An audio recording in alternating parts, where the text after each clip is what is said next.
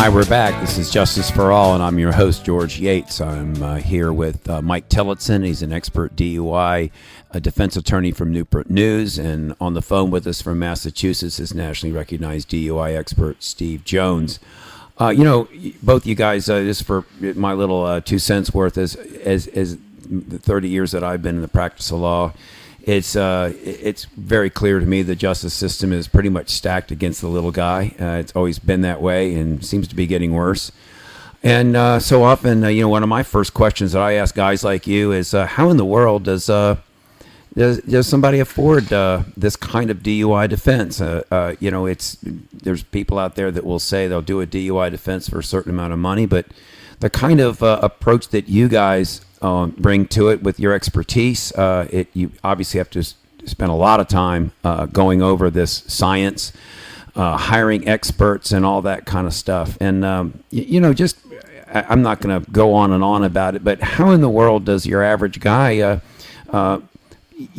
defend a DUI case? Flat out, many times they just flat can't afford it. Isn't that fact, Steve? Absolutely. I mean, there are a lot of people that can't afford it. Like with any profession, there's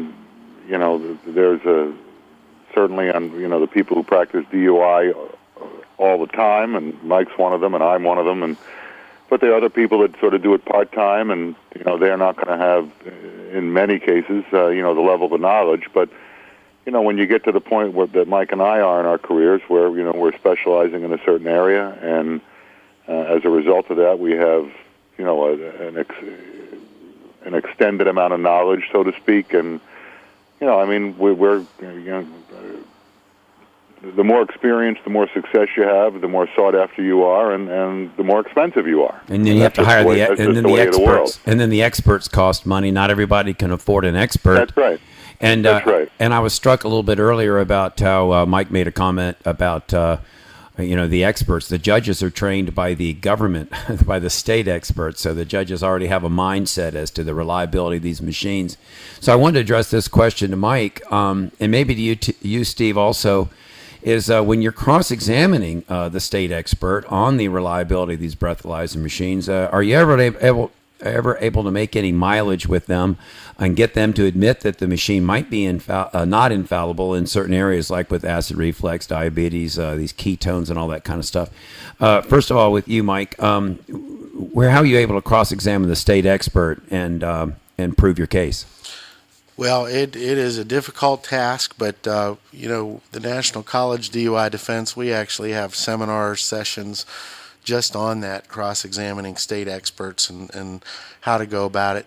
But we use a lot of the materials against them. For example, even the scientific study thing that I brought up earlier, the fact that there are no scientific studies supporting their positions.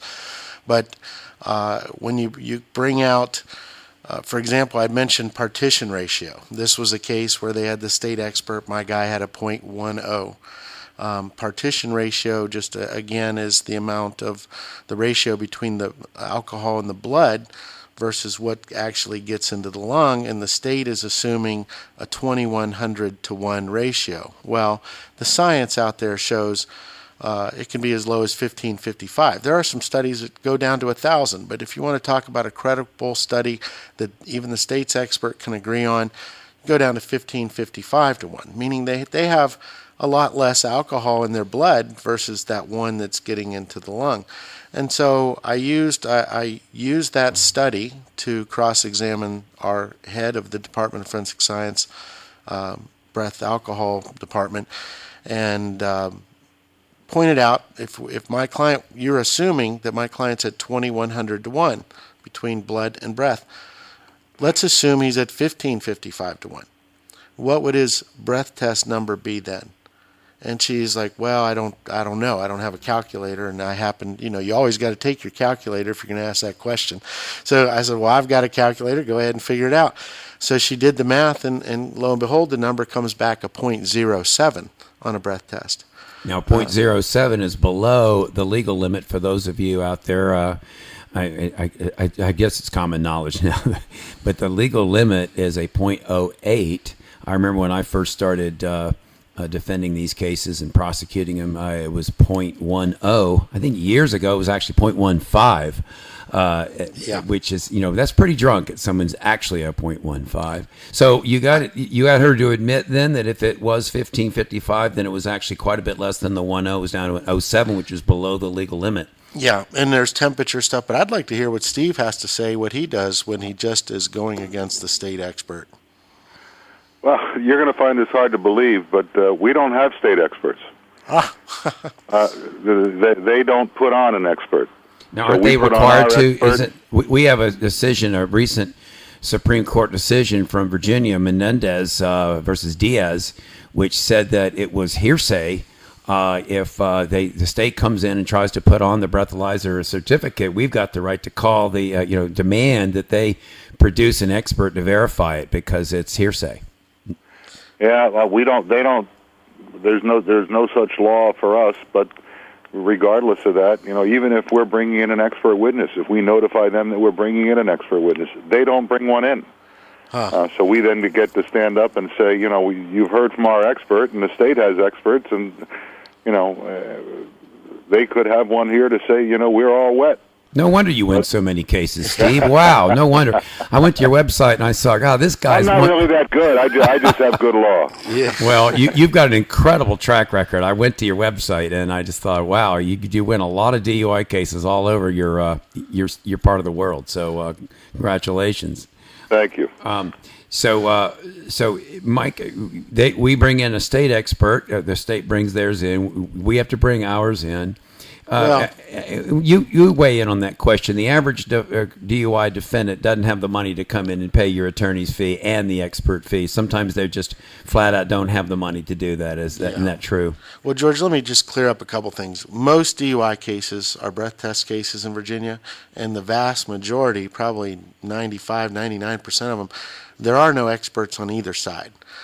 So there aren't experts being brought in on the state. Now, on a blood test, though, the state is required, basically now they have to bring in an expert unless the defense just waives it and says, okay, you can bring in the certificate. But the state can bring in an expert on a breath test. As far as the cost and the fees and all of that, I just echo what Steve says. We're highly specialized. Our fees are a lot higher than most, although we try to differentiate, myself and my partner, and we cut people, quite frankly, we listen to people's stories. We have a heart. We really care about people.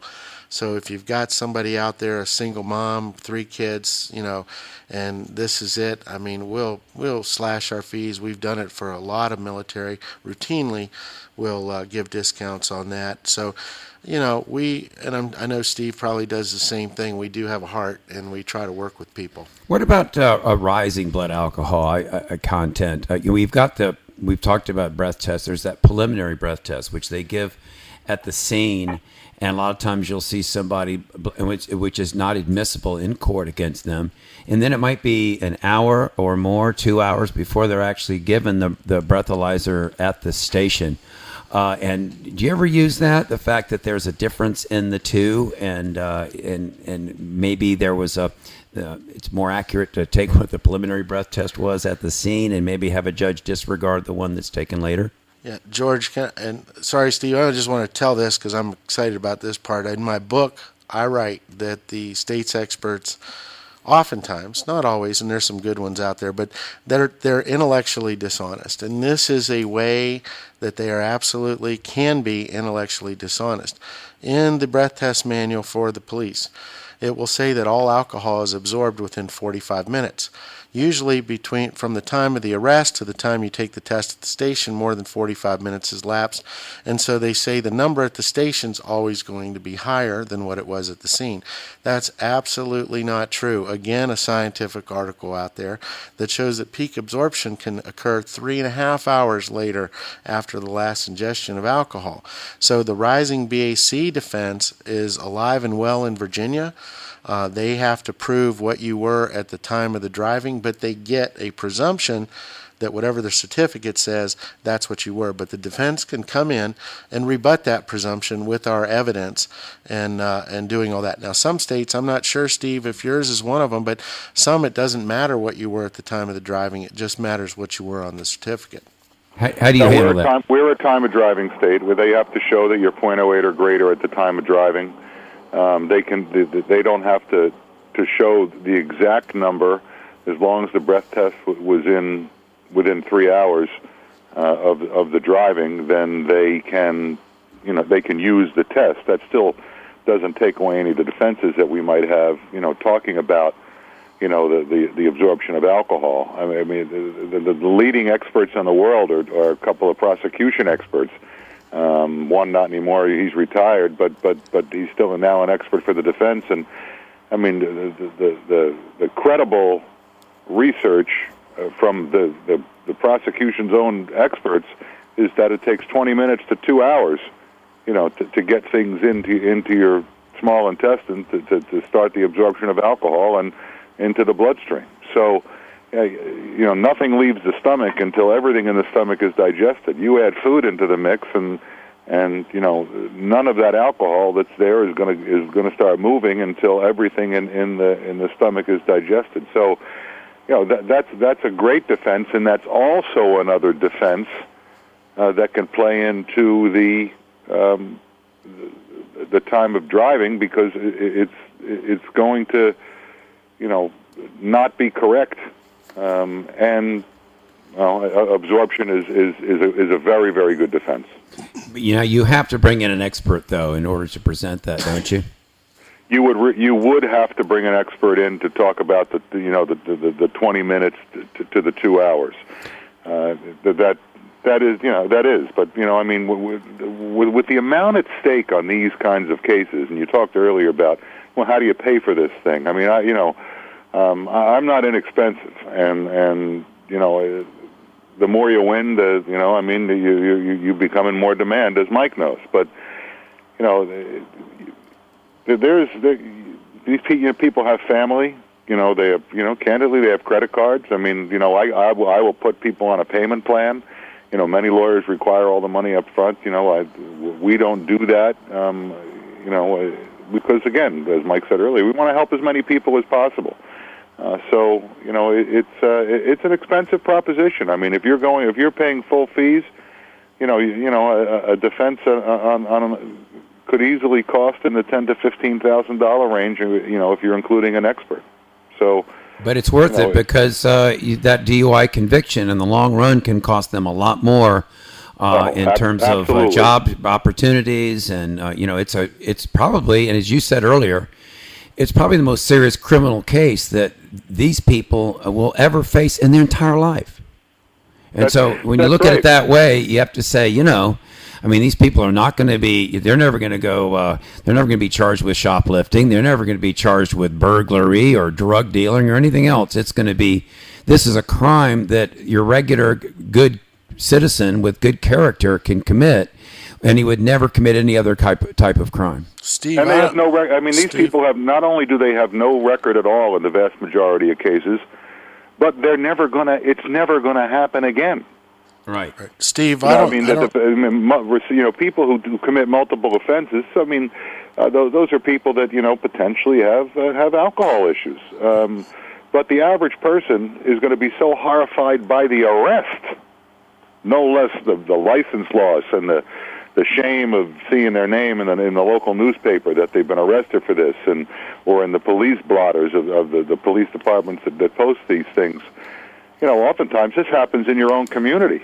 Yeah, and Steve, so it's a horrifying experience, and the vast majority of multiple offenders, or not the vast majority, but the amount of multiple offenders is a very small percentage of the DUI arrests or OUI arrests that occur, in a state in any given year. I mean, the vast majority are first offenders, and they're never going to see them again. But they've got these draconian license losses, which cause people to lose their jobs. If you've got a salesman on the road, or you have one a long time ago, and you're going to get a company car, they look at your driving history and say, well, we can't give you the job. You've got something, 15 years ago on your driving history. So it's a horrible thing. If you've just joined us, this is Justice for All. I'm George Yates, and I'm here with nationally recognized DUI experts Mike Tillotson and Steve Jones. Mike, you were going to make a response to what Steve just said? Well, I was going to ask you, Steve, as far this in Virginia, if you get convicted of a DUI, it's a criminal offense, and it stays on your record for your entire life. I get that question asked all the time. If I'm convicted, can I get this off of my record? And the answer in Virginia is no. It stays on your record forever. There is no expungement of criminal convictions in Virginia. Is it like that in Massachusetts? In large part it is. The deferred, the continue without a finding that I talked about, we've had some of we've had query reform, so if you have something that ends up getting dismissed, even if it's a drunk driving, a potential employer or the vast majority of potential employers won't be able to see it. So there is some advantage to that. However, their driving history, if they're looking at your criminal history, they're often looking at your driving history, and it's going to show up there. So, yeah. Steve, what's the most persuasive argument that you have ever made? Do you have a continuing theme that you come back to when you're arguing a case in front of a judge? Well, I mean, in front of a judge, the advantage of it, Massachusetts, our judges are appointed for life. So they don't have to worry about going back and having a hostile legislature refuse to reappoint them because a mother against drunk driver gave them a hard time. That's right. I mean, we often joke that to be removed as a judge in Massachusetts, you need to get caught with a live boy or a dead girl. So they're there forever. And what the good news is, they can vote their conscience. But lifetime appointment hasn't done much for our Supreme Court of the United States. They're appointed for life, and they seem to side with the government in almost every decision. So I'm a little disappointed in them. I thought the framers of the Constitution thought that lifetime appointment to the Supreme Court of the United States would make the Supreme Court kind of battle a little bit more for the little guy. But it seems that every decision of this court certainly seems to favor the wealthy, the powerful, and the corporate interests. So I'm pleased to hear that the Massachusetts judges sometimes will take the side of the little guy more than the corporate. And they will. And to getting to what we talked about, these judges hear so many cases. I would say, and we have district courts and superior courts. Superior courts is murders. And you there? Yes. Yeah. Okay. Lost you for a second. And the district court is misdemeanors and some minor felonies that have jurisdiction in superior and district court. So it's these judges see these same kinds of cases. The most commonly tried case in Massachusetts is a drunk driving case. I would say it's probably 75% of the cases tried in Massachusetts in the district court. As a result of that, the judges have a gauge of what a good case is, a bad case is, an ugly case is. So, if they get because they're also doing juries on a regular basis, they also have not only their own input on what reasonable doubt is, but, seeing juries decide cases to see what juries think reasonable doubt is. So that's a big help. It's a big help, and judges are the worst part about a jury is the unpredictability of it. Well, we don't get individual voir dire where we get to ask jurors questions. They bring in a panel of 15 people, and we're going to pick 6 jurors or 7 jurors out of that group. And you really don't know what's going on in their heads. Is that right? No individual voir dire. You just basically you take about an hour to pick a jury. No, not even half hour. They ask them a bunch of questions, and then they raise their hand saying, my brother got killed by a drunk driver, and then the judge brings them up to the side of the bench and says, well, does the fact that your brother got killed by a drunk driver, can you still be fair and impartial? And they said, oh yeah, and then they're on the jury. So it's no strike for cause. Yeah, that's right, no cause, and you get 2 peremptories, and but don't get me wrong. As a general rule, trying cases in my state is a great state and a great place to try cases, and we're very lucky to have a phenomenal independent judiciary that are appointed for life, and they can vote their conscience. They're not worried about getting reappointed. I mean, and that's a great thing. And as opposed to Virginia, where you've got judges sentencing, or rather jury sentencing people, they don't know what a good case is or a bad case is. Well, You've got 5 different juries, hearing the same facts. One person's getting probation, somebody else is going to jail for 2 years on the same set of facts.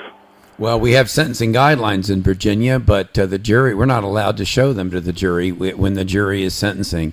And we do have sentencing guidelines, of course, on third offense felony cases. Do you? I was going to have Mike answer this question. Your choice of judge often is the difference, and I'm sure it's true also in Massachusetts. You probably got more hardline judges than some others. Mike, how often do you find that the judge that you just happen to pull for this particular case is going to be the difference whether you win or lose it? I do think that occurs. I think that our judiciary in Virginia, most of them are really smart. They're intelligent people. It's just that a lot of them have a much lower standard of what proof beyond a reasonable doubt means than others. I mean, I think most of the time I feel a jury is going to take very seriously what our founding fathers said about proof beyond a reasonable doubt. And Steve explained that in the beginning of the show. It has to be more than just likely or not, and more than just clear and convincing. When you're taking somebody's life or liberty away from them, it's supposed to be an extremely high standard, and I think that a lot of judges have a very, very low standard of what that means. So that's the difference from my standpoint. And which judges have a very low standard and which have a very, will take it very seriously and have a higher standard. I mean, not that they all take it seriously. But yeah, some are much harder to win in front of than others. That's for sure. How do you do? Do you do a little judge shopping, Steve?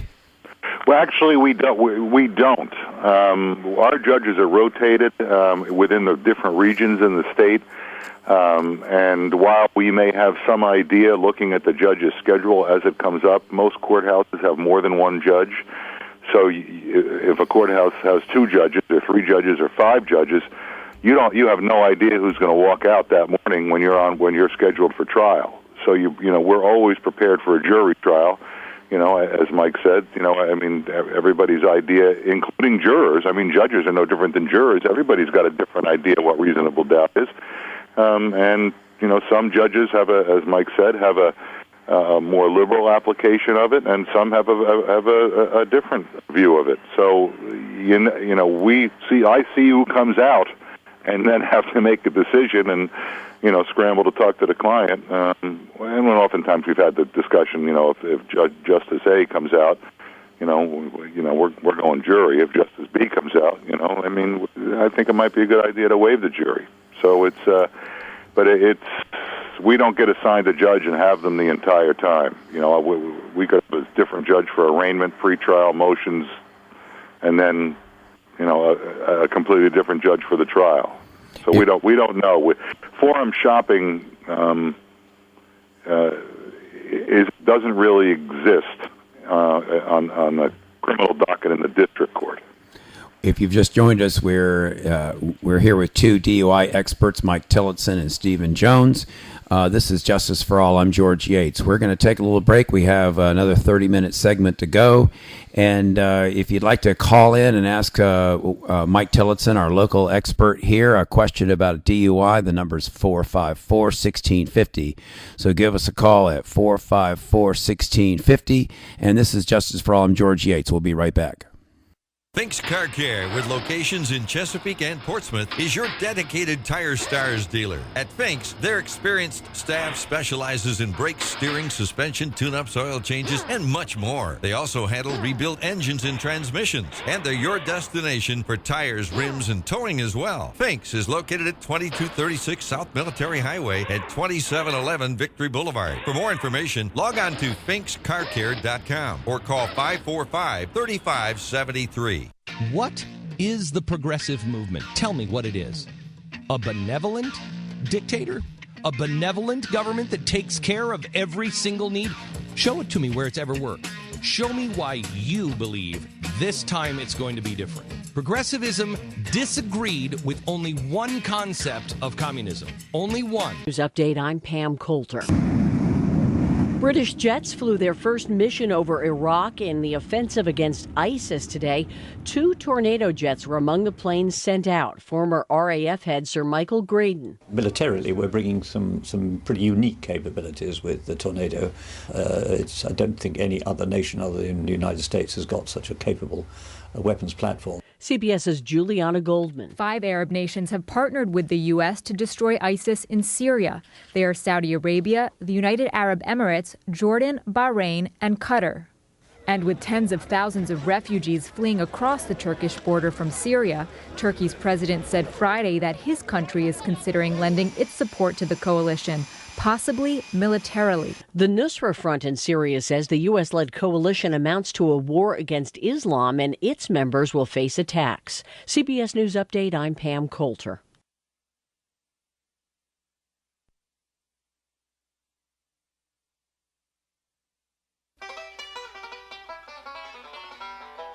For the very best in down-home music, join us on Saturdays, 11 a.m. for Ramblin' Ralph's Bluegrass Special with the authority on bluegrass music, Ralph Coleman.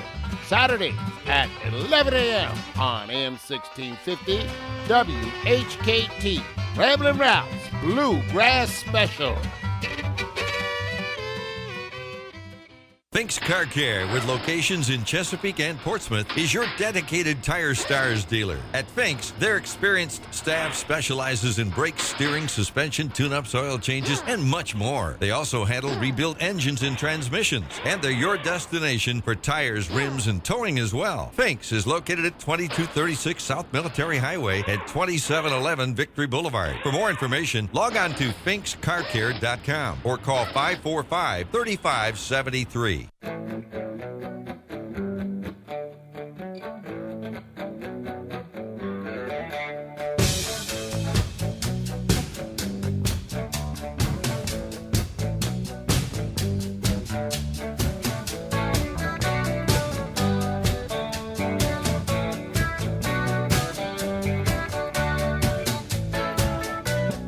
Okay, we're back for the last 30 minutes of Justice for All. I'm George Yates, your host, and we're here with Mike Tillotson. He's a DUI defense attorney from Newport News, and we have a DUI defense expert from Massachusetts, Stephen Jones, who's the dean of the National College of DUI Defense. A lot of questions that people ask Steve and Mike are about, they didn't read me my Miranda rights, or they didn't read me my rights, they can't arrest me. And that's just one of many. What are the most frequently asked questions that you get from your clients, Steve? Well, I mean, the Miranda question is one of them. They didn't read me my Miranda warnings, and most of the courts around the country have found that initial conversation at the window, if you will, where they walk up and they smell alcohol and they say, "Have you been drinking?" I mean, that's, and then how many? Most states are going to allow that in, and that shocks a lot of people because you have the right not to incriminate yourself. But most of the courts around the country have found that initial questioning is really just informational. It's not really accusatory. At some point during the questioning, they're going to, that they should start reading them their rights.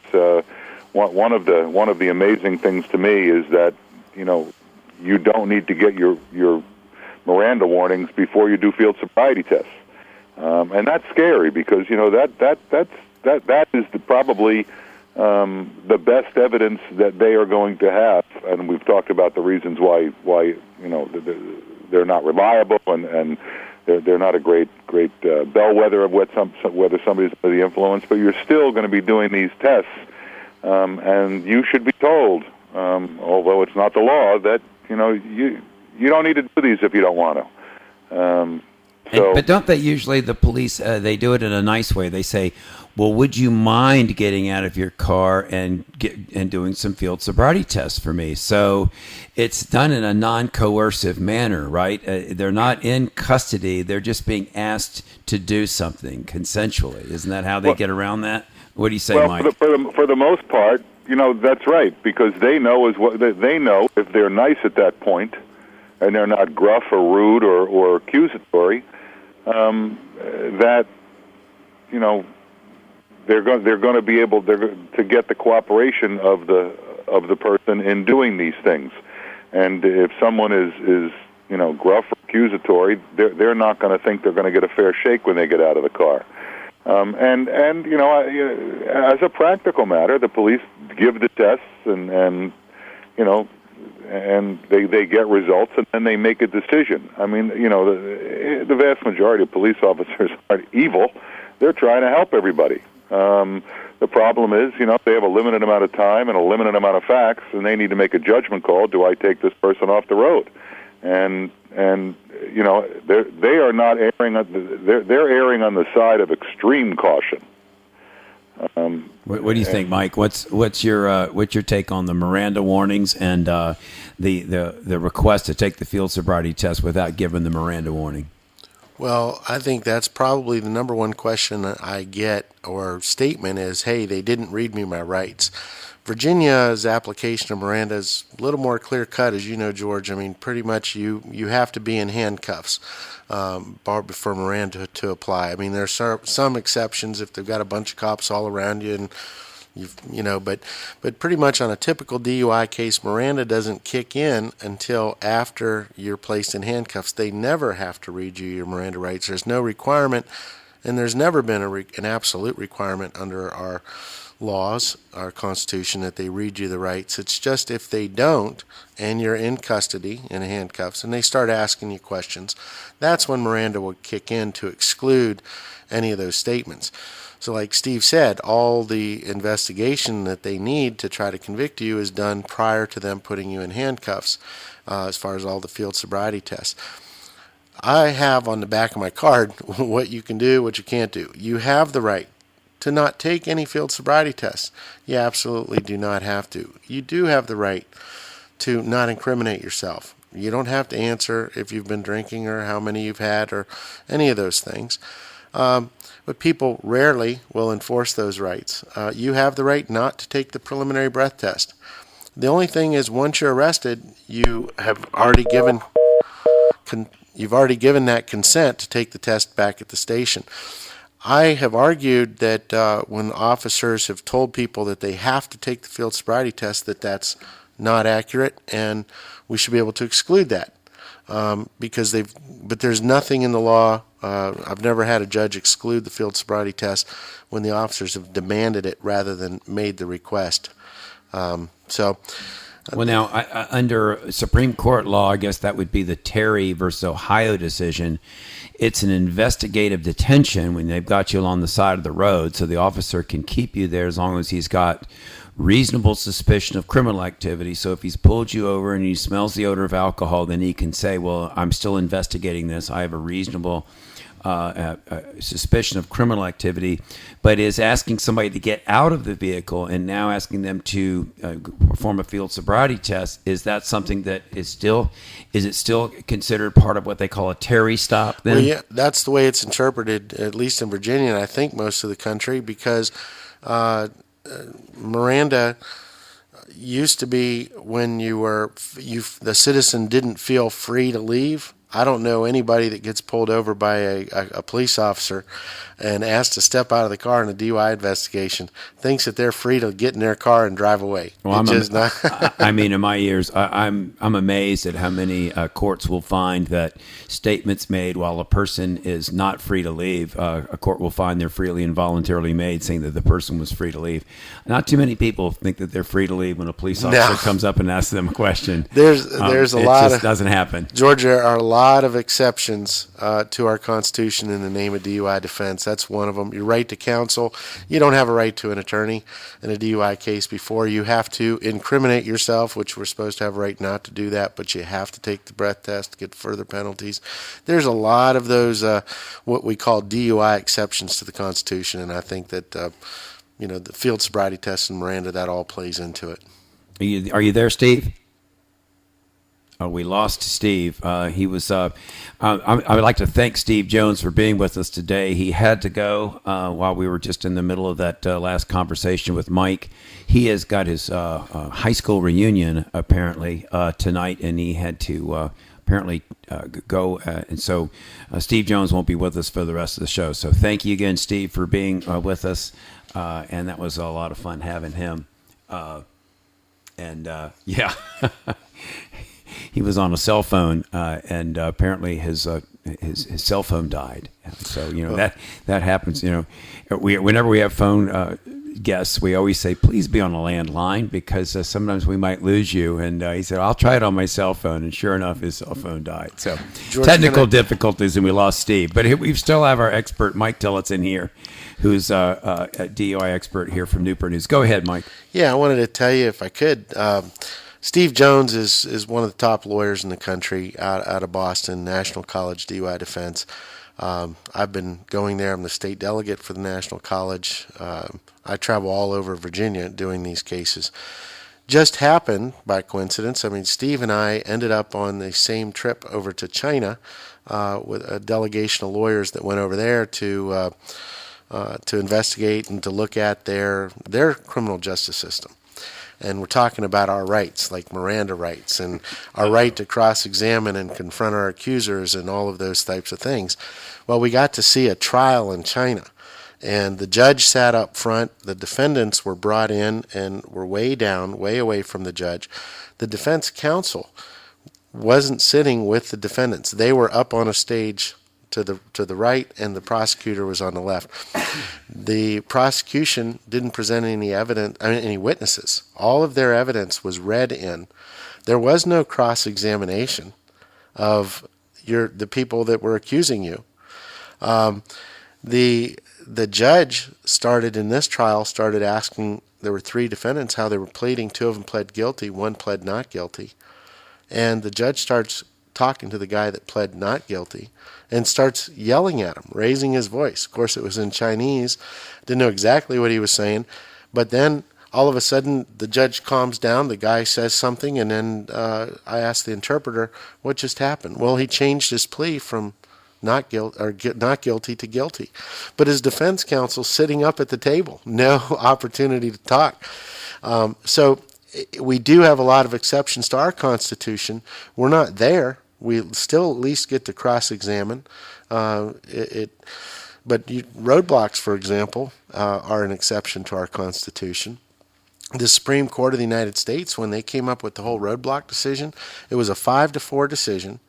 9 justices of our U.S. Supreme Court, 5 said it was permissible and 4 said no. It violated our right to be free from searches and seizures without cause that we've committed some kind of crime or that we're maybe committing a crime. And the case that it came out of, Michigan versus Sitz, their Supreme Court said, well, it violates our Constitution. But roadblocks only apply in DUI cases, and it's really an exception to our Constitution, and judges look at that. So there's a lot of things dealing with Miranda and roadblocks and probable cause and rights that get convoluted somewhat in DUI cases, I'll tell you that. So you're saying that that we have a little bit better system than the Chinese system? Yeah. Yes, we do. We do. But there is a lot of pressure to make it tougher and tougher to try to fight a DUI case, that's for sure, and rights are taken away. So when the judge was yelling at this poor defendant in the Chinese courtroom and he decided to change his plea, you're saying that he did not get an opportunity to consult with his attorney? Not at all. I was You mean shocked. They do not have a constitutional right to counsel in their Bill of Rights? No, they did not. The Chinese Bill of Rights. Yeah. Well, we've seen our Bill of Rights eroded over the years, Yes. and I guess we have an ideal as to what it should be, but we keep seeing these these protections eroded on the edges and sometimes disappearing altogether, especially in these roadside stops. All, I guess, in the interest of protecting people from the impaired driver. And so there's a lot of people out there that would be, I guess, disagreeing with us and saying, well, if there's going to be impaired drivers out there on the road, I don't mind the police kind of pushing the envelope a little bit and getting that person off the road. It might save my life, save the life of my children. So we do have to acknowledge that we've been spending the last 2 hours talking about how, lawyers get drunks off the road, or get drunks found not guilty, I should say. And why don't we spend the next few minutes talking about that? I know Steve mentioned that a little bit while he was here. And that's the problem drinker, the person that I'm sure you represent some people that have multiple offenses, second and third offenses. Well, how do you handle those cases? They're a little bit different, aren't they, when you've got somebody that's been arrested and convicted many times? Well, sure. I mean, they're right away in Virginia, they're charged. They have to be charged as a second or as a third or whatever. And the jury, if you're going to do a jury trial, which is rare, but they will know that right from the beginning. This is not the guy's first time. So right away, your client is prejudiced by the fact that it's listed as a second offense. And same thing with the judge. They're going to know. A lot of states, when they do a second or third, they will try it just on the DUI. And then at sentencing, they'll bring in the fact that it's not the guy's first, second, or third. But so those kinds of clients are disadvantaged with judges and juries. But my preliminary analysis of a case is the same, whether it's first, second, third, fourth, or whatever. Just because they were guilty before, they may have been not guilty. Maybe they didn't have a good lawyer. Maybe they had acid reflux. Maybe they were innocent before too. So we have a 47-page questionnaire. We sit there and go through all of that. But when you're getting into court, as far as punishments and penalties, as you well know, you've seen it, and it's our law. The more the second DUI is a lot tougher than the first. The third, it's felony time, prison time, all of that. So you have to really be careful in how you go about it. And you and I were talking before the show about what you do and getting people ready for sentencing on those things. Well, what do you do when somebody comes in and they've got a third offense and let's say the case is an overwhelming type case, a really high blood alcohol content, falling drunk out of his car, they've got the evidence. Are you setting that case up for sentencing from the beginning then and trying to get the lowest possible sentence? Or are you always trying to set that case up to actually win the case and get it dismissed? Our goal always is to look for a way to try to beat the case. I mean, if there's a way, I feel like we're protecting the Constitution. We're defending the Constitution. The prosecution, the government has to do everything right. I've always taken that attitude. Our founding fathers took that attitude. It's better for some guilty people to walk than to have innocent people be convicted. So I'm always going to hold the prosecution in the state to the highest level possible. But reality is, you get somebody in there and they're drunk and they got a high BAC and it's a second and third offense, you're preparing for sentencing. You're talking to them about how to prepare their own life. They've got to pay bills, things like that. They may have a rental apartment. They're going to be gone. They're going away. But we try to get people, when we ask about their alcohol use and problems, we'll talk about that. We try to get them into counseling right away. If we see anybody that has a problem with alcohol, we try to steer them into AA, into counseling, even to inpatient counseling, and we have programs that we refer them to. And it not only helps them as a human being to get that counseling, but certainly it helps mitigate the potential sentence at the end of the trial. And doesn't that have some influence on prosecutors if you're trying to get a third offense, let's say, reduced to a second offense? Because you might have a person that has no other felony record, let's say, and it's a third offense and it's a close one, and they might be able to prove the case, but you don't want to get a felony. So what's the role of, in our case, a lot of times we'll get them into some kind of extensive, intensive rehab program. and maybe try to convince a prosecutor or a judge that maybe something less than a felony might be appropriate. Yeah, absolutely. I mean, there are different facilities around the state, inpatient and outpatient. But if you get somebody that's charged with a third offense, they've been convicted twice. Most likely, they have a major alcohol problem, and you need to get them into treatment for their own benefit and society's benefit and for sentencing purposes. Yeah. Sometimes, and getting how about getting them bail? Is that an issue sometimes in a DUI case? A lot of times these magistrates will just say no bail, and I know in my experience they'll be arrested, let's say on a second offense over the weekend. Magistrate says no bond. They'll get in front of one of the district court judges, ask for a bond. The first day, judge says no.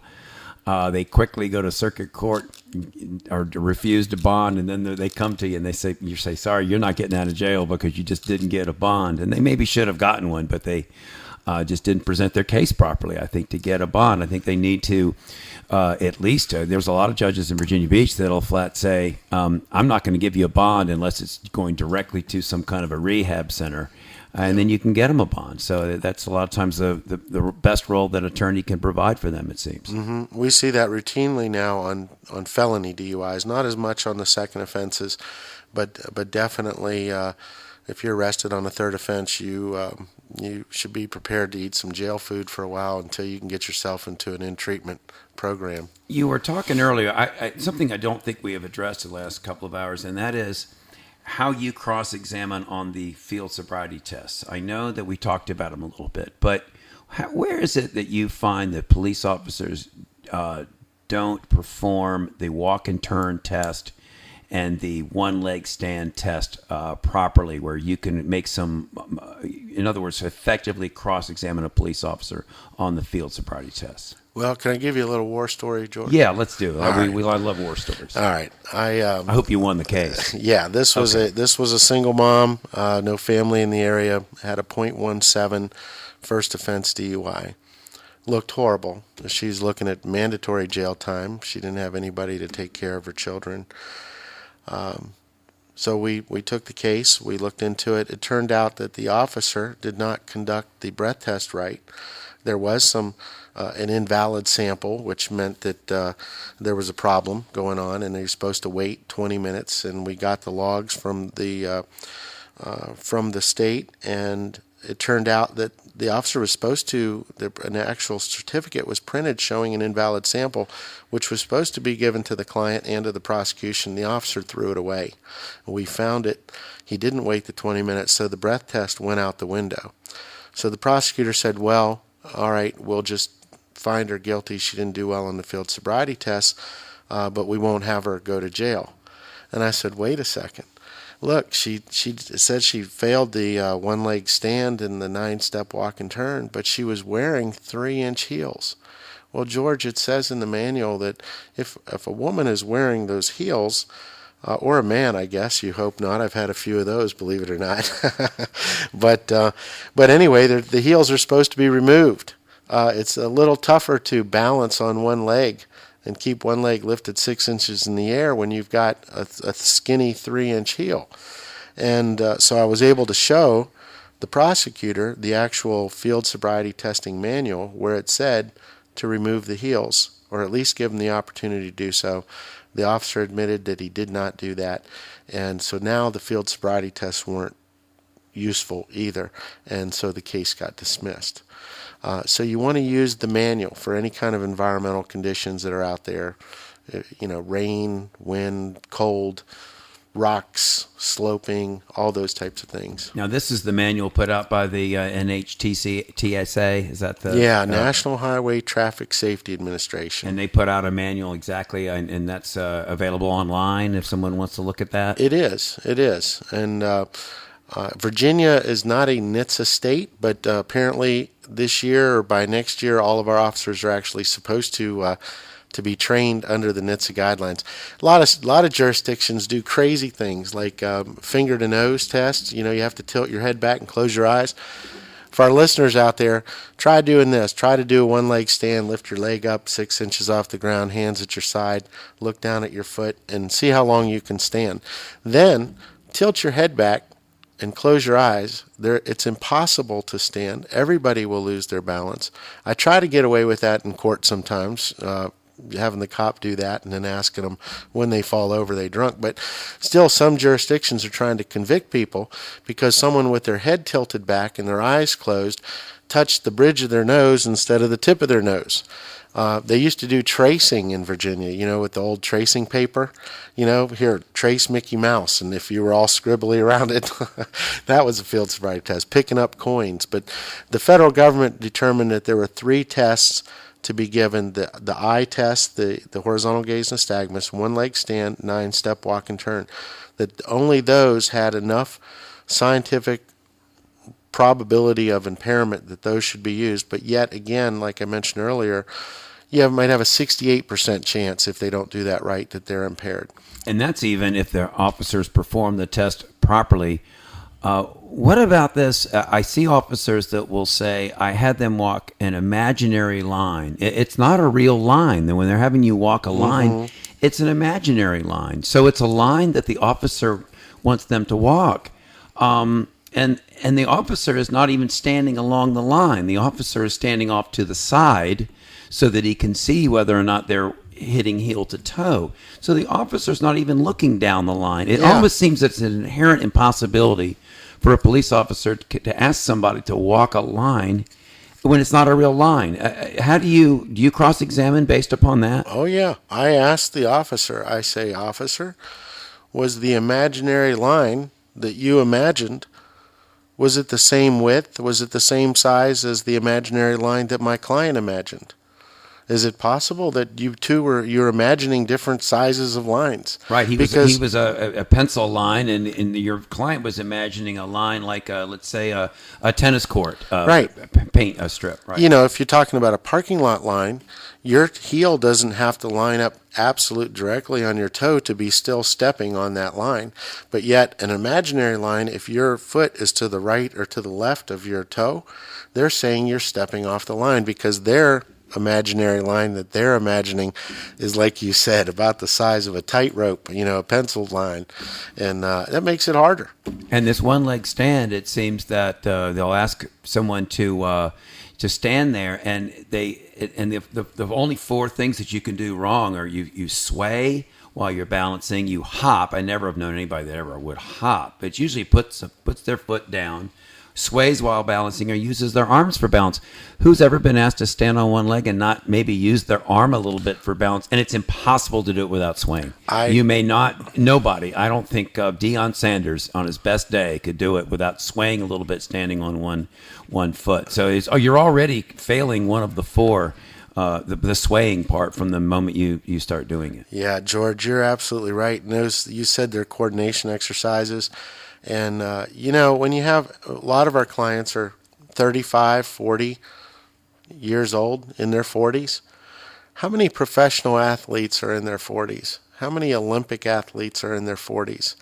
Our ability to do coordination exercises or these types of tests are diminished. There's a study in England that shows that.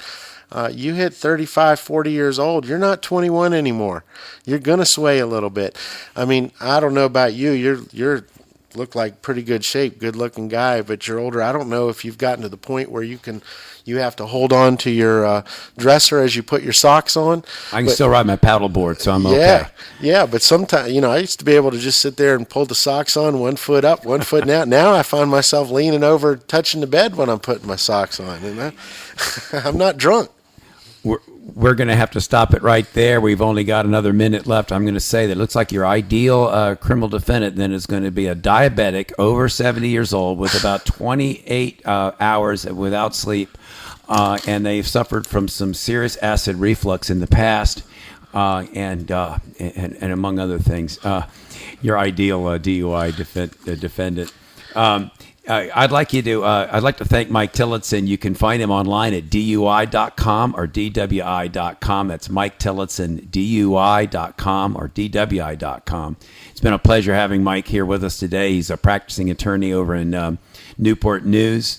And go to our website after the show. It'll be up probably on Monday if you want to hear the entire show. That's www.ghylaw.com.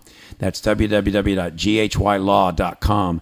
And you'll be able to hear the whole of the show with Mike Tillotson and Stephen Jones. And we'll also have some other materials online there that you can request if you want to know more about DUI defense in Virginia. This is George Yates, and the show has been Justice for All. Join me next week from 2 to 4 with another. I've got a great guest coming up next week. We're really looking forward to next week's show. You have a great weekend. Thank you.